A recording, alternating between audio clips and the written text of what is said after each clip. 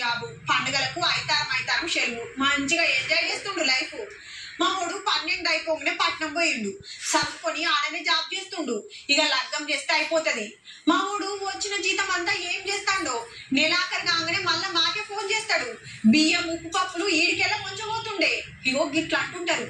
ఈడ ఉండేటోళ్ళకి తెలుస్తుంది ఇంకా తిప్పలేందో. హైదరాబాద్ లా ఓ మిడిల్ క్లాస్ ఫ్యామిలీ బతకాలంటే ఎంత ఖర్చు అవుతుందో తెలుసునా?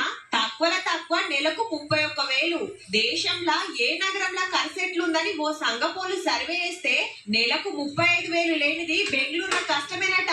బొంబాయి ఢిల్లీలో 33,000, పూణేలా 32,000 ఉంటే మన హైదరాబాద్ లో 31,000 ఉంటే బతుకుబండి నడవచ్చని తేలింది. ఇది అందాజ లెక్కనే, అంతకెక్కువ కూడా కావచ్చు. పట్నంలో ఉండేటోళ్లకు ఫస్ట్ తిప్పలు ఇంటి కిరాయిలతోటేనాయే. ఏడ సింగిల్ బెడ్రూమ్ తీసుకున్నా 7,000కెళ్ళి 10,000కు తక్కువ లేదు. పోరల బడి ఫీజులు, బట్టబాతలు, కిరాణం సామాను, ఇంట్లో చిల్లర ఖర్చు, బండి పెట్రోలు, బస్ కిరాయిలు కలుపుకుంటే అచ్చే ఆమ్దాని జాలక ఉల్టా అప్పులు చేసుడు అవుతుంది. ఖర్చులు పెరిగినాయని జీతాలు పెరగవు కదా. భార్య భర్తలు ఇద్దరు జాబులు చేస్తే ఏం లేదు గాని ఒక్కరి సంపాదన మీద ఎల్లుడైతే కష్టమే. ఇవి కాకుండా ఇంట్లో